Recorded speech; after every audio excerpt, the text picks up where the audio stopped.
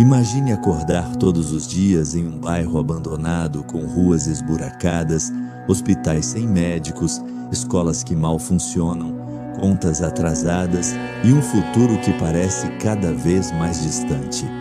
E ainda assim, ver pessoas defendendo com unhas e dentes exatamente aqueles que criaram esse cenário de abandono. Parece absurdo, mas esta é uma das contradições mais estranhas e ao mesmo tempo mais dolorosas da sociedade moderna.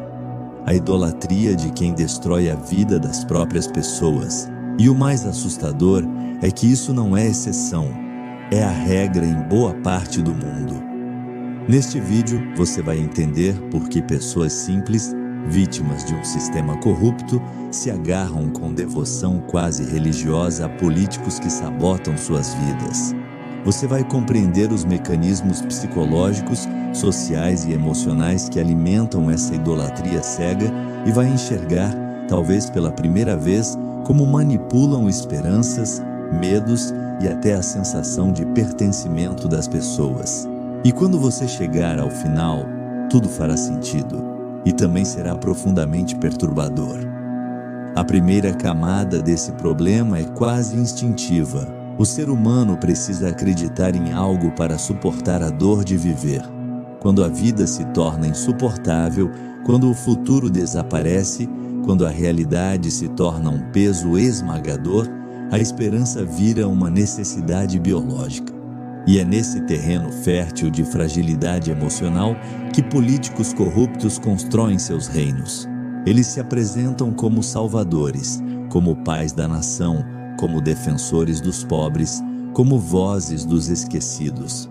Para pessoas que sentem que ninguém as escuta, essa retórica funciona como um alívio psicológico. Elas não veem um político, elas veem o símbolo de uma vida melhor que nunca tiveram.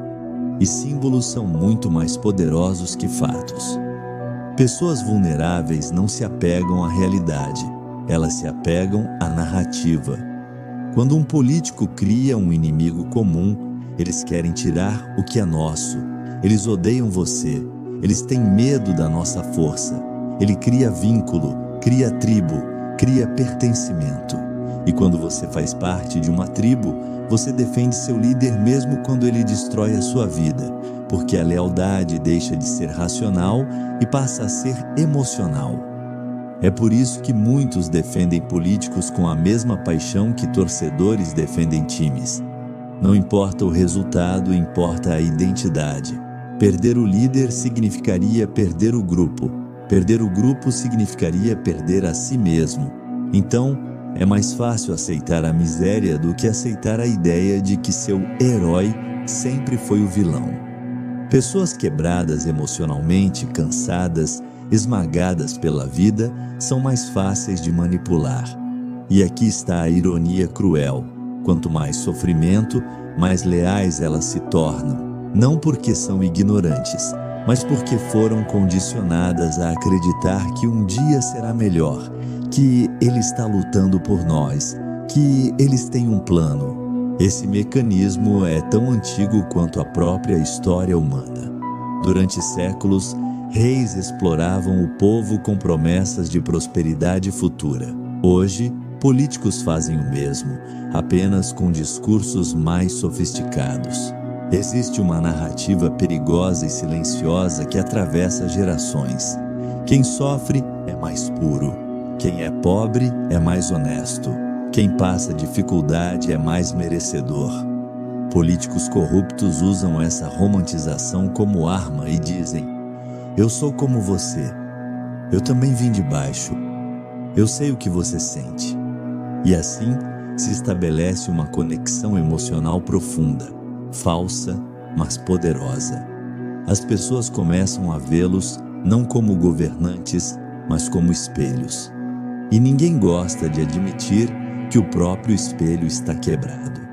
Muitas pessoas defendem políticos corruptos porque acreditam que não há opção melhor. Elas se sentem presas em um ciclo onde todos parecem iguais, onde mudar não muda nada, onde votar vira uma obrigação automática.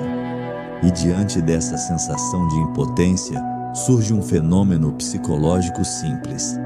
Eu prefiro acreditar que fiz a escolha certa do que admitir que fui enganado. A negação se transforma em proteção e a mentira se torna abrigo.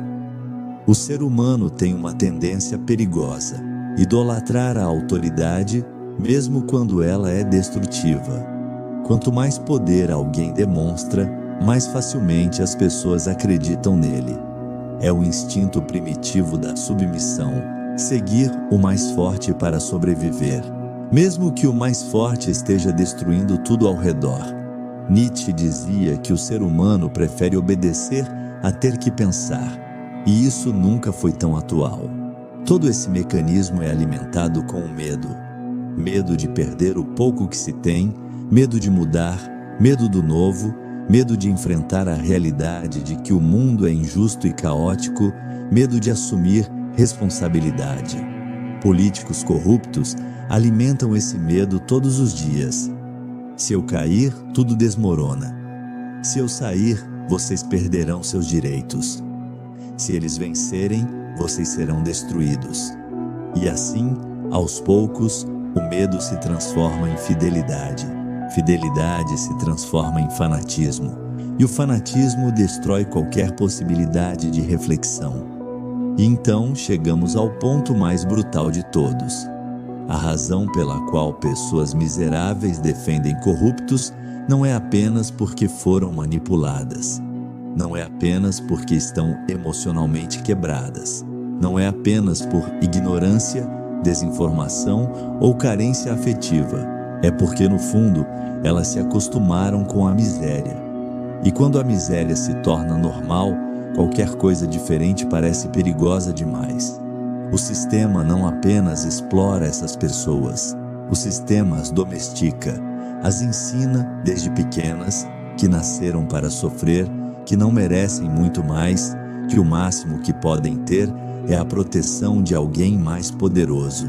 E assim, a miséria cria uma forma de gratidão doentia, como se o político corrupto fosse o protetor do caos que elas já aceitam como natural. A tragédia não é que corruptos existam. A tragédia é que eles encontram fertilidade emocional em corações feridos, e isso significa algo devastador. O maior inimigo da mudança não é o político corrupto, é a esperança depositada nele.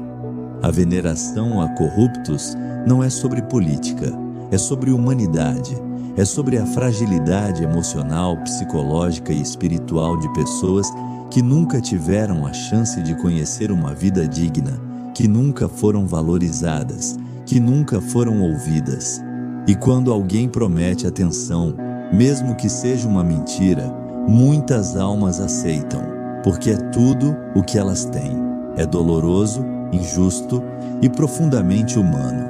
Mas enquanto essa idolatria existir, a miséria continuará sendo hereditária.